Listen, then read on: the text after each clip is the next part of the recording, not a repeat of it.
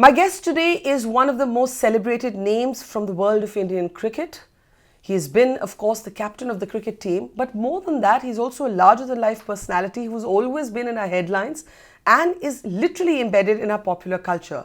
And now, he is a brand new author telling the story of his life journey in a searingly honest voice in this book, A Century Is Not Enough. It is my pleasure to welcome Sourav Ganguly. You know, for someone like me who watches cricket matches as a layperson, who's not a sports journalist, who's actually therefore perhaps for the first time in my life quite scared of doing this interview, the reason that this book was so interesting and so compelling is that it was about your life as a cricketer, but it was also about anybody's mental struggle in any profession. It was almost an emotional journey of your many struggles, your many ups and downs. Was it difficult to sort of share all of that with the public that may want to see you as this invincible hero? You know how we want our heroes to be invincible and without vulnerability? No, I think it's a picture of what happens at the top level. And as an athlete, as a performer, as a successful person, you see the runs, you see the wickets, you see the successes, but it's actually a life on the edge because it's a performance-oriented world, and it's a world where there is scrutiny, there is opinions, and there are rejections and praises. It's a complete circle of everything, and it's a world where even if you're playing well and even if you're scoring hundreds, you're still on the edge because you want to remain successful. So that circle doesn't stop. The circle of being nervous, having a good day, and then going back to a bad day, because it's all about that particular day. What sport does to you is that it's real time. There's no retake. You cannot just nick a delivery from Glenn McGrath and say I want to come back and bat again. Yeah. So it's an emotional journey, whether you're the best or whether you're the worst. I've seen the greatest very, very closely. I've seen Sachin at his prime, and I'll tell you a story. In Australia, he was just an 18-year-old kid, and I was about 18 as well, and we were sharing a room in '91 before the Sydney Test match. I wasn't playing, so I was not nervous, and I had gone to bed about 10 o'clock, 10:30. I woke up suddenly in the middle of the night at 2 o'clock and saw all the lights switched on in the room. So I looked at Sachin and I saw him walking up and down in the room. So I said, Sach, you've got to go and bat tomorrow, you've got a test match, get some sleep and get some rest. He said, I can't sleep. I said, why can't you sleep? He said, because my adrenaline is pumping. It's pumping so much and I want to go and get some runs. I didn't play well in Melbourne in the second test match. And then he went on to get 100 in Sydney. So, the journey of a successful person, the journey of someone who's done it day in, day out is an emotional turbulence. But has even when you're at your top. But has it been tougher for you than it has been for most people? Because reading this book, and in fact the book opens with the sort of fateful day in 2008 during the pujo when you decide to announce that you are quitting. And one of the reasons that you decide that you're going to make that announcement is because you don't want someone else to set those terms for you. And that's what you really write about, that you were sick to death about, in a sense, your life being at the mercy of somebody deciding whether you were in or out. But that's always been the case when you play a team sport. When you play a team sport, somebody else selects you, whether it's a cricket team, whether it's a football team. You see the best, Ronaldo for Real Madrid, or Beckham for Manchester United. At some stage, somebody else is selecting. And that's why I say to a very dear friend of mine, Leander, I said, the best thing about your life is you decide when you want to play and you decide when you not want to play. And in a team sport, that's always the case. So you have a lot more emotions in a team sport. But you are more emotional than most people. That comes across. No, I am, but I think there are lots others as well. Some show it, some don't show it. You look at young Virat Kohli on the cricket field. Well, Virender Sehwag just said that Virat Kohli reminds him of you. An upgraded version. An upgraded version of you. And I'll write to Viru. I said, what do you mean by upgraded version? It reminds of me. You were the original, he's the imitation. He's the imitation. Okay, I need to find that out from him. And there's so much at stake for all of us at this level that you're always at the edge, and that's what I wanted to show in this book. For a young cricketer or a young competitor who reads this, he must know how to react to situations. But Sourav, in some ways, yes, that struggle is every cricketer, every human being in a competitive profession, right?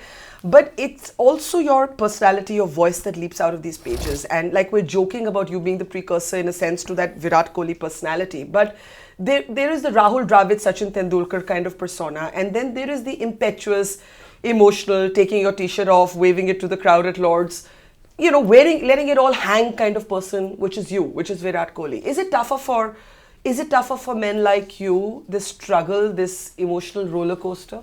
No, you get judged very often. You spoke about Rahul and Sachin. They get nervous too. They have their ups and downs. They have their tough times. I've seen Rahul bat in the nets and get agitated and get angry. But just a different personality. He would hold back, just keep it within himself and just move away from it and react in a different way. And then there were people like us who actually reacted differently. There's no good or bad. It's just two different human beings. Did you ever regret sort of any moment in your? Yes, I did. Yes, I did, waving the shirt at Lord's. You regret it? I did, yes. You regret it? I did. It is the most iconic popular culture memory of you. And you're saying you regret it? Everybody says that, but Why do you regret it? I wouldn't do it again, that my daughter sees it now and says, why did you do that? I said, because I was happy we won. But, I came from a very conservative, shy Bengali family. And it just There's happened. nothing shy about you. And it's happened at the heat of the moment, little bit. I think the perception I had when I played the sport was different. They took the perception on the field as what I was, and off the field I was a completely different person. And I've written this in this book, that I had to put on attitude of mine because I wanted everybody to be up and ready winning cricket matches. Why do you regret taking that t-shirt off? Because in the book you write that it was your payback to Andrew Flintoff, that he had done that mocking the Indian side, and that when you were asked, what were you mouthing at that time, you were just saying Mera Bharat Mahan, right? In another interview you've said your mom used to keep adding stones as good luck charms. God, yeah, she does. And it was for your mother to let it all show in a good moment. Those were a joke. So why do you regret it, more seriously? I regret it because, there are better ways to show the happiness of winning, of beating England at Lord's, at their backyard. And probably that was not one of the way. And I'm not that sort of a person, take the shirt off and get agitated. I'm normally a very docile person, but that cricket field somehow turned me differently. But that's life, you don't have control of everything. Even if I might regret, everybody tells me that's one of the most defining moments, but I keep telling them I wish I had not done that. Because it doesn't define you. It doesn't define who you really are. Yes, it is not who I am.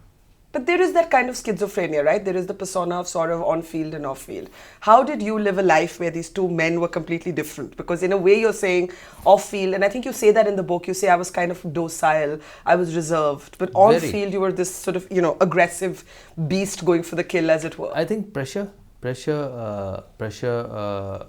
responsibility, the want to win, at the end of the day, we all know that you play for a certain period of time. When you finish, you want it to remain as a successful one who, when given a responsibility, did a job for whoever, for yourself, for the team, for the country, for the job you work, for the company you work. It's that satisfying feeling that when responsibility was shouldered on me, I didn't let anybody down. You mentioned your daughter, and you said that she asked you, why did you take your t-shirt off? Did she think it was uncool? Yeah, she said you shouldn't have done that, and she said and she's different, she's brought up in a convent school, and the children of convent school are slightly different, and she said that didn't look good on TV. I said, yeah, I also feel the same, but don't worry about it. You were not even born when I did that. So one of the conversations you have with her in the book is that she says to you, who do you love more, me or the game? And the chapter ends with you just grinning at her. You don't actually answer the question. Where there's an answer there that this game is as precious as life itself to you, in a way. Yes, it is. But the answer was in one way, that you need not have to ask that question. You should be knowing who is more important. And I actually took her to the hotel. She was young. She loves England like I do, and we go there for the summer. And I was walking through that lane in Piccadilly, and I'm sure you must have, you know the narrow lane. Yeah. And I saw that hotel, and I said, this is where I stayed when I first came to play for the country, so let's go and have a look. And the hotel was completely refurbished. So she walked in and said, what's the big deal about the hotel? I said, it's not the hotel, but it's the memories which is the big deal. And that's where it was. And I've got great memories of that country. So every time when we go back, played my first test, had a lot of successes as a team. So it remains, when something is very close to your heart, which the game was for all of us, these memories always remain with you. Now, those are good memories. There's some really bad ones as well. Greg Chappell remains a bad memory. You call it the darkest chapter of your cricketing life. And you have a very interesting sentence that describes it. You say you conquered the country because, with the Australia series, but you could not conquer one of its citizens. Could not understand one of its citizens. Do you now, today, understand at all what he had against you? No. I still couldn't understand. And although I never asked him, and everything happened so quickly. He came in, I was dropped, I was left out for 6 months, came back, was so engrossed in trying to get my place back, did that for the next 6-7 months, and then after the World Cup he was gone. So did not get to a situation, did not get to a moment where I would sit across the table with him and said, what was my mistake?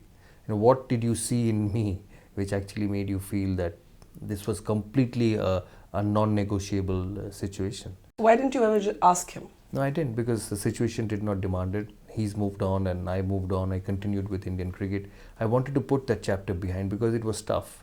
It was tough. Only reason is because, when you're a professional, every professional can be good, can be brilliant, or can be poor. But when a professional doesn't get judged on its performance, that's where the problem starts. What was he judging you on? It became personal, that it's either me or him, and that should not be on a cricket field.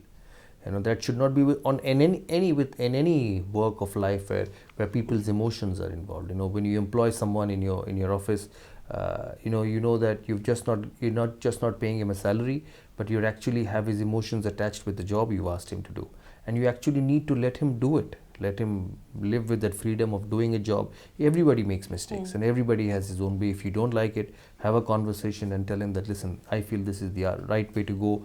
You please give it a try. But it should not be that it's my way or highway. Either you do this or it's non-negotiable. And I think that was wrong in that entire episode. Yes, you can feel somebody is not a good player. You can feel that somebody is sitting out is better than the person. But there are ways of doing it. Ways of doing it, and it happened in my time when I was captain. I could only pick 11, and I had to leave another 25 out. But you should be human enough or professional enough to go and tell him that, listen, this is the reason I can't have you, because X is better than you. But your time will come. If you get to that level, what we are expecting, you will be a part of our squad.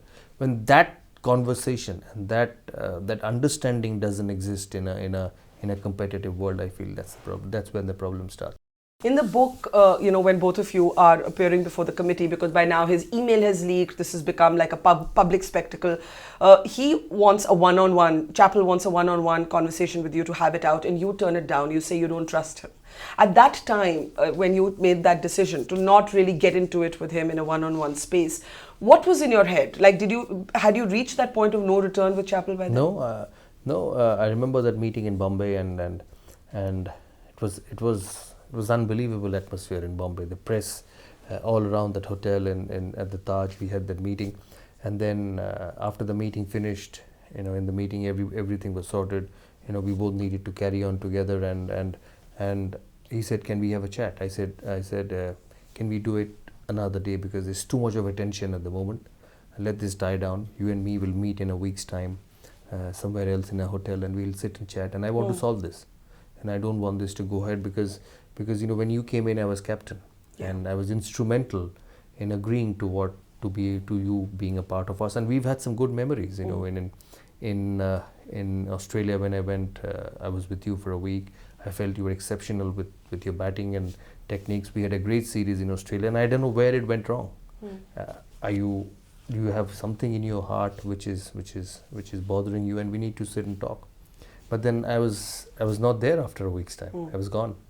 I was gone, dropped from captaincy, dropped from the team, and I was fighting my battle to get back into the side. So it just kept going away from both. Does it fill you with rage even when you remember it today? No. I came back and I played for next 4 years. If I wouldn't have, maybe I would have kept it in my heart. But then I came back in 6 months' time, played again till whatever time I wanted to. So from my cricket from a cricketing point of view, it did not hurt me that much, because I did what I wanted to do. But the situation had left a scar in my mind. He went back to Australia, was involved with the national side, then lost his way out there also. and they brought in new people to take that side forward. So it is something which can be avoided in a competitive world, because everybody is nervous, everybody is tensed, everybody wants to succeed, and there are better ways of dealing such situations. But you know, the thing about such phases in one's professional life is you remember who stood with you and who stood against you. And though you don't fully tell the story, you do allude to other people you reached out when this was happening, right? When Chappell was in a sense determined to keep you out. Do you feel betrayed or let down by some of your fellow players? No, I think I was fortunate enough because you spoke to Rahul Dravid at the time. Yeah. And, yeah. Do you feel he could have done more? No, I think I left it on to him, because before that for 6 years I was captain. So I know what it is as a captain. I know what all you have to adjust and what all you have to do to get this team going. So I felt that I should not be going and asking him all the time that what's the reason. And also you know, I had played so much, I was captain, so I didn't feel comfortable to do that. So I met him once and I said, Jam, what's the future? And do I get to play again or is it the end? He said, no, you know, see how it goes and we'll see. And 4 months down the line, I was back in the side. You know, when we went to England in 2007, he was captain, and that's for the first time we won in England in 25 years. And I was an important contributor in the side. So all those moments actually took that past away. But in that moment, when you were living it, were there belied expectations? Were there people you expected better from? No. I used to speak. Because it must have been a very isolating experience. No, right? I used to speak to the colleagues. I used to meet them in first class matches. I used to go and play. You know, I used to read their statements once in a while, because that had become a national debate, and I didn't like it. That you know, a cricket situation should not get exposed so much. So, and I used to be in touch with the members, the players I captained, to find how they were. Met them at first class matches, and I was picked for the challengers after that, where I got to saw them, and it was fine. But then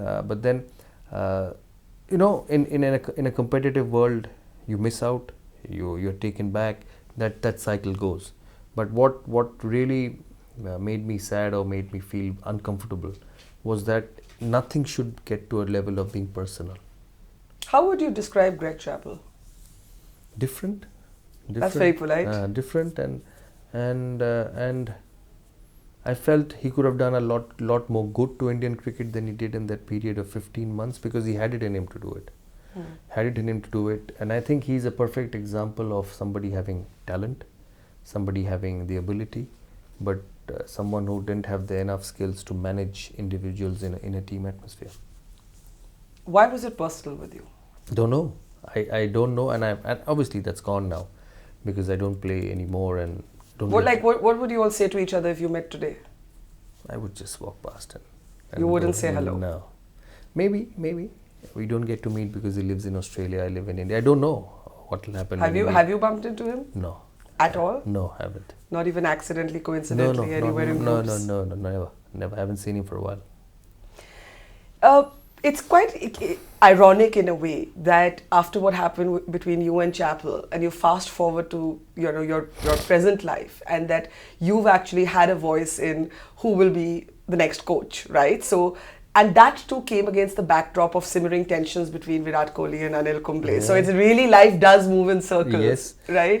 Did you see that as poetic justice of some kind? And as I was going through that incident and going through that situation, and I was one of them trying to solve it, because we were a committee of 3 and trying to get Anil and Virat together, because both are excellent cricketers and both have done so much for the country, and I could see it and I said, oh God, I don't want this to happen again. Get together, sort it out. It reminded me of your time with Chappell? And let the game go on. The only difference was the casualty that time was the captain, the casualty this time was the coach. Yeah. So that was a major difference. But I'm actually so fond of both individuals and so much respect for both the individuals for what they've done for Indian cricket. And I've known Anil so closely, and there's not a bad bone in his body. Yes, he's intense and he wants to win. He's aggressive. You could when he bowled, you could see it on his face. That's the personality. But that doesn't mean he's a bad person. And I thought together they could be a fantastic partnership. Team still doing well, so the way they played in one-day cricket in South Africa was remarkable. But even with Anil, it could have been remarkable. And I think when top successful people meet and top successful people get together to do something. I know it's not, the perfect world doesn't exist, but when top people get together in to do something good, I think that sort of adjustment is required. Did you try and make peace between Virat and Anil? We did. We tried.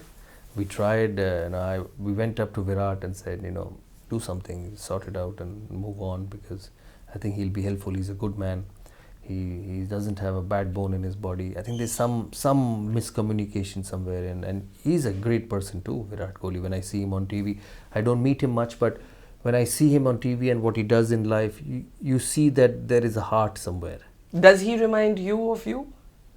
I don't know. And I have not spent enough time with him because he's always on the road playing for the country. But what I see him on TV, when I hear him speak, what he's done in his personal life, you see there is a heart there. A heart which is normal amidst all the adulation he gets. I was a little surprised. But to be in that position where you're choosing or determining the next coach, was that the ultimate poetic justice for your Chappell chapter? No.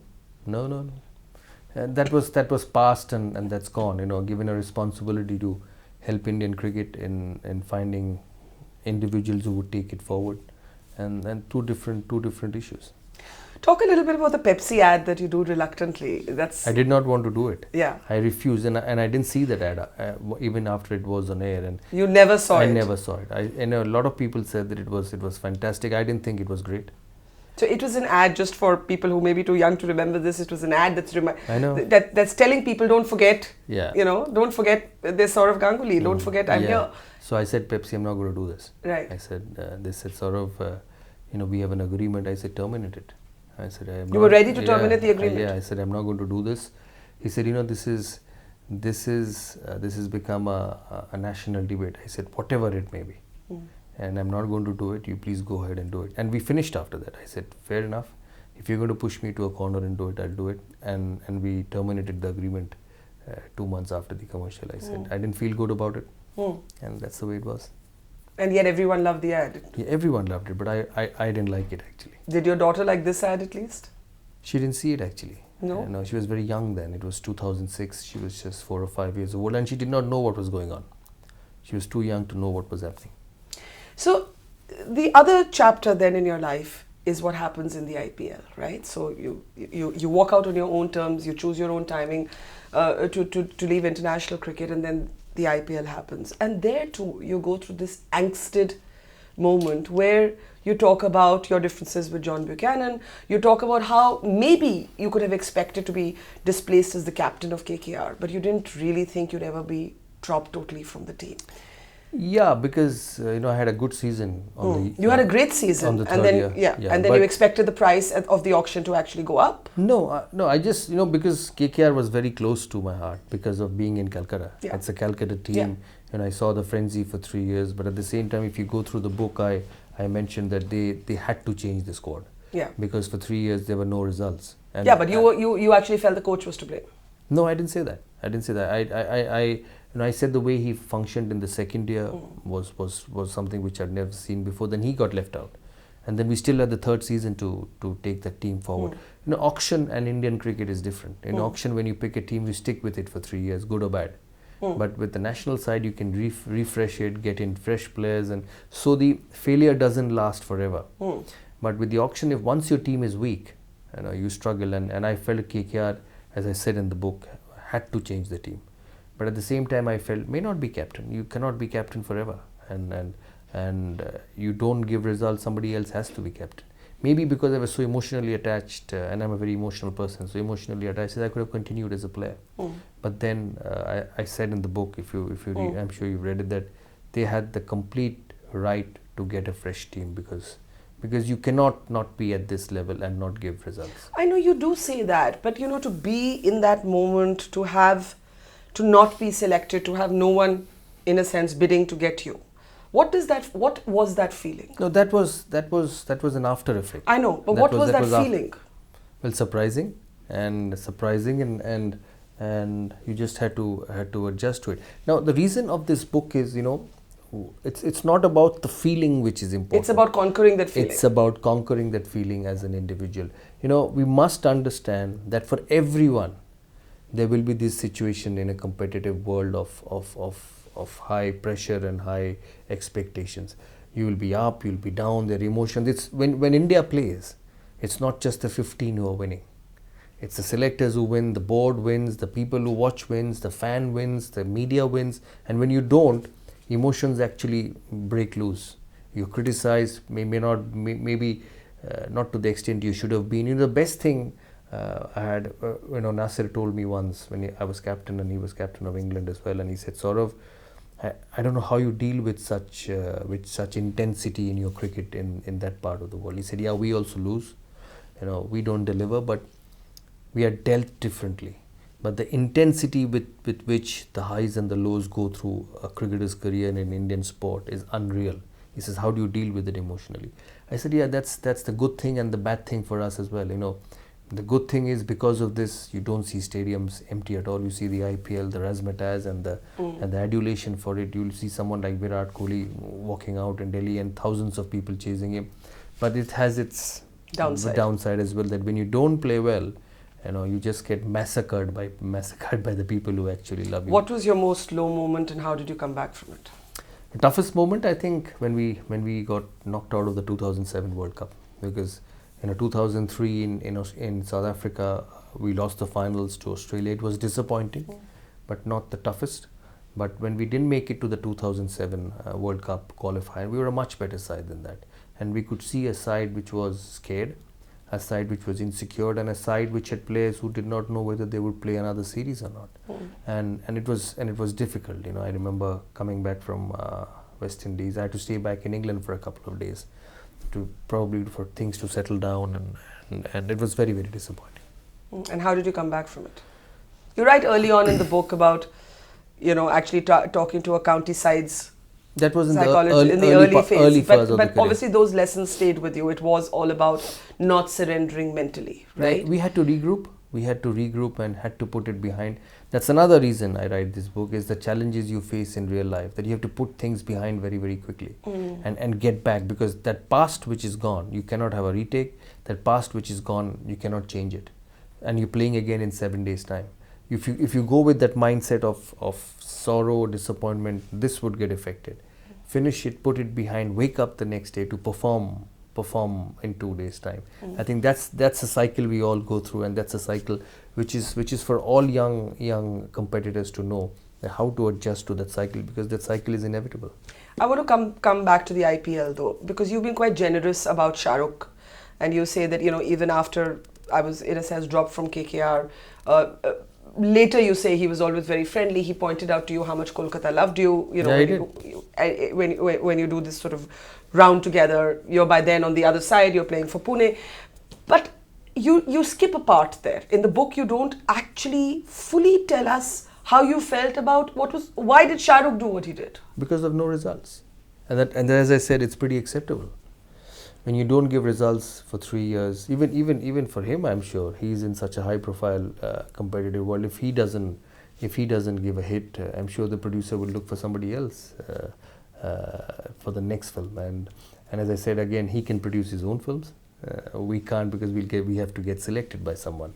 So I'm sure he goes through that emotional thing as well of a hit and a flop and a hit and a flop. And I'm sure he understood. And I repeatedly say that KKR's complete overhaul of the team after 3 years was the right thing they did to get this team, because in professional sport you can't keep losing. But did you and Shah Rukh ever have a chat about what happened? Yeah, we met after that. I didn't ask, because I moved on. I went to Pune.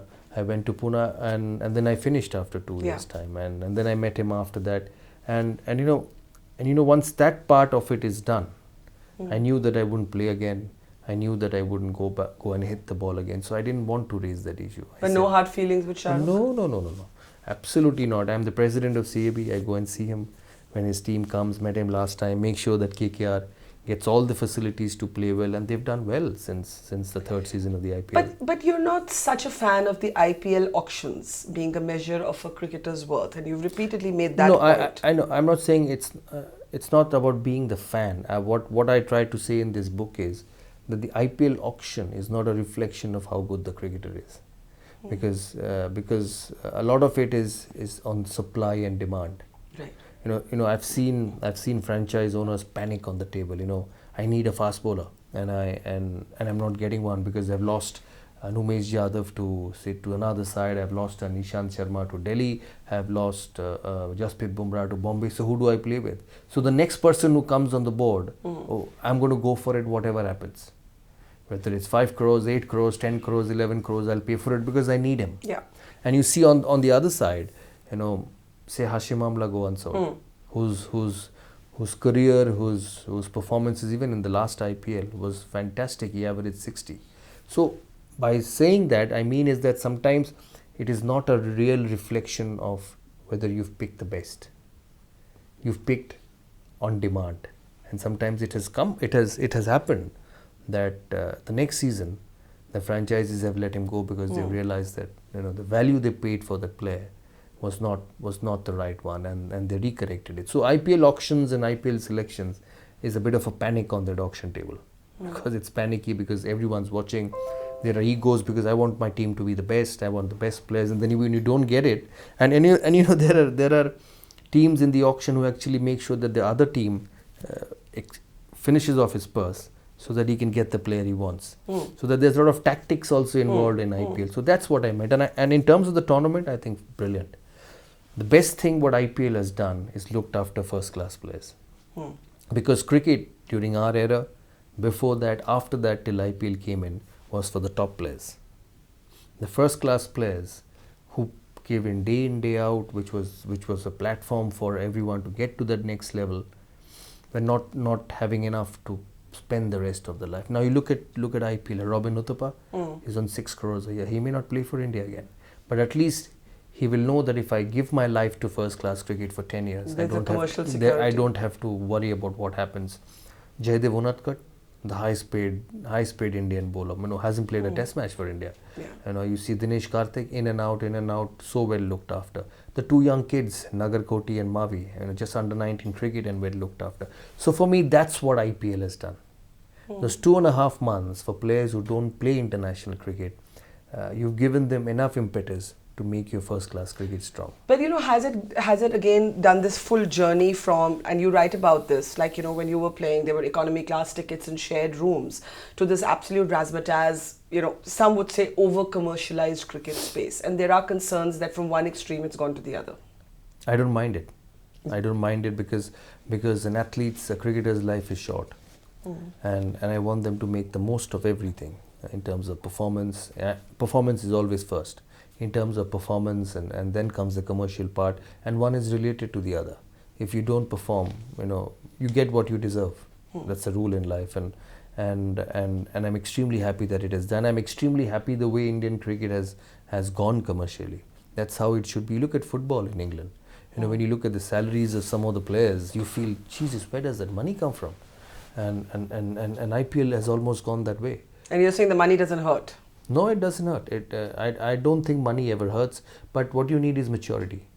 As a cricketer, that you must understand that you're getting paid to deliver. But there's a full-blown legal battle on right now on who should administer cricket, who should manage it, cleaning up the rot. And it's a very polarizing debate. Where do you win on it? It's been a tough time for the board, for the BCCI, but I must say that, that the judgment was tough. Was tough, yes. When you say tough, you mean tough good, tough bad? Tough from the bad side, and because see, every system has its good and bad. No system in the world is foolproof and full correct. You see the corporate world, I'm sure there are good things and bad things going around, but the BCCI has done a lot of good things for cricket. IPL is one of them. Looking after players is one of them. The IPL is not just what you see for the players who get picked in the auction. It's for the older players who actually have made nothing. When you look at Gavaskar, who was one of the all-time greats, but if you judge his career commercially, not even 1/10 of what a Virat Kohli would actually do. But IPL looks after them.